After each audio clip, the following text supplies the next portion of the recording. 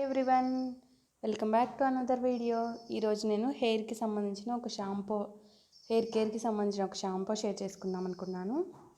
ఈ షాంపూ వచ్చేసి మనకి డ్రై హెయిర్ని ఇంకా డ్యామేజ్డ్ హెయిర్ని రిపేర్ చేస్తుందండి.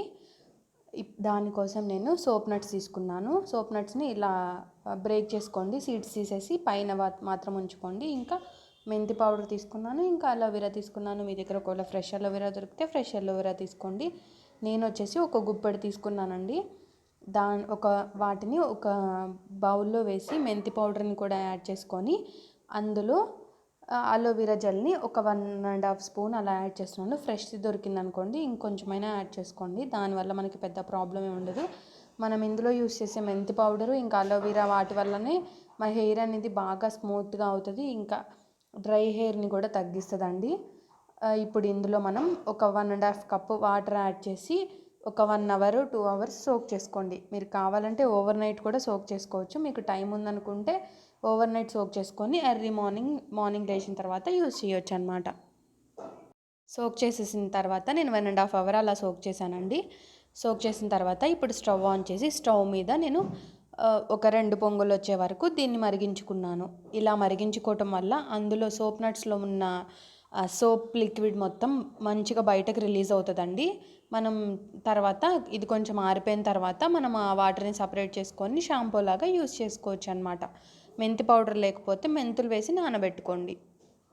ఆరిపోయిన తర్వాత నేను చేతిలో ఇలా గట్టిగా పిండుతున్నానండి. అలా పిండటం వల్ల మనకి ఆ సోప్ నట్స్లో ఇంకేమైనా షాంపూ కానీ ఆ లిక్విడ్ ఏదైనా మిగిలిపోతే అది వచ్చేస్తుంది అనమాట.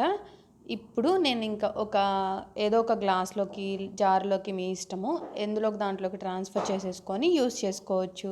ఇంతే, చాలా సింపుల్గా మనకి dry hair repair shampoo ready అయిపోయింది. హాయ్ అండి, షాంపూ ఎలా ప్రిపేర్ చేసుకోవాలో చూసారు కదా. ఇప్పుడు నేను చూపించాను. నేను ఇప్పుడు ఆయిల్ పెట్టుకున్న తర్వాత ఆ షాంపూతోనే వాష్ చేసుకున్నాను. ఇంకా కొంచెం వెట్గా ఉంది, ఆరలేదన్నమాట కంప్లీట్గా, అందుకే నేను కోమ్ చేసుకోలేదు.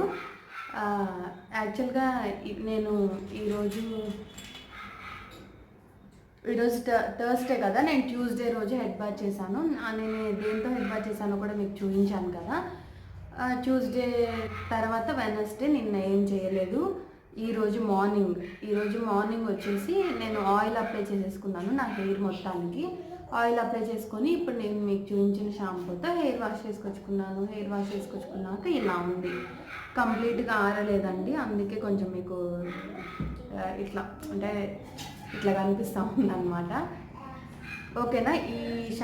ఇలా మనం కొన్ని అంటే నేను ఇంక్లూడ్ చేసినవన్నీ నేను ఇప్పుడు కుంకుడుకాయలు ఒక్కటే తీసుకొని చేయొచ్చండి. బట్ ఎందుకు చేయలేదు అంటే మెంతి పౌడర్ ఎందుకు యూజ్ చేశాను అంటే, మెంతి పౌడర్ యూజ్ చేయటం వల్ల మనకి అది న్యాచురల్గా మెంతుల్లో స్మూత్నింగ్ ప్రాపర్టీస్ ఉంటాయి. సో అందుకని ఇప్పుడు మనం కండిషనర్ ఇవేమి యూజ్ చేయము. కుంకుడుకాయలు వాడటం వల్ల రఫ్ అయిపోతూ ఉంటుంది కదా, అందుకని అలా కాకుండా ఈ మెంతి పౌడర్ హెల్ప్ చేస్తుంది అనమాట.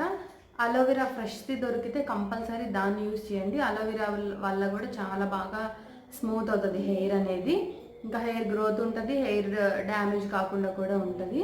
ఓకేనా.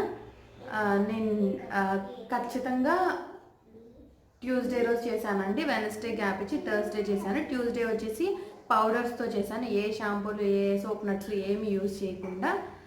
ఈ రోజు వచ్చేసి సోప్ నట్స్ కుంకుడుకాయలతో చేశాను, ఆ షాంపూతో. ఇప్పుడు నేను మీకు చూపించిన షాంపూతో చేశాను. ఓకేనా. ఈ షాంపూ న్యాచురల్గా చాలా బాగా హెల్ప్ చేస్తుందండి.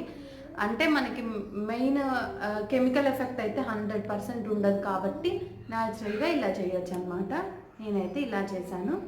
ఓకేనా. ఐ హోప్ ఇది మీకు యూస్ఫుల్ అయితే అనుకుంటున్నాను. యూస్ఫుల్ అయితే తప్పకుండా ఒక లైక్ చేయండి. నార్మల్గా కుంకుడుకాయలతో అందరూ ఒకవేళ తెలిసిన వాళ్ళు చేస్తారండి, ఇప్పుడు వాళ్ళైతే ఎవరు చేయట్లేదు. చేసేవాళ్ళు చేస్తారండి కొంతమంది.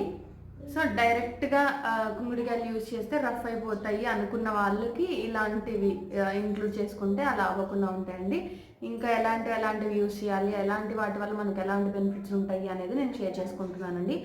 ఈరోజు అయితే మనకి రఫ్ డ్యామేజ్డ్ హెయిర్ కాకుండా ఉన్నా కానీ అది తగ్గటానికి, రఫ్ హెయిర్ని కానీ డ్యామేజ్ హెయిర్ కానీ తగ్గటానికి షాంపూ అనమాట. నెక్స్ట్ నేను డాండ్రఫ్ రాకుండా షాంపూ ఎలా తయారు చేసుకోవాలి, దాన్ని యూజ్ చేయాలి అనేది నేను మీతో షేర్ చేసుకుంటాను.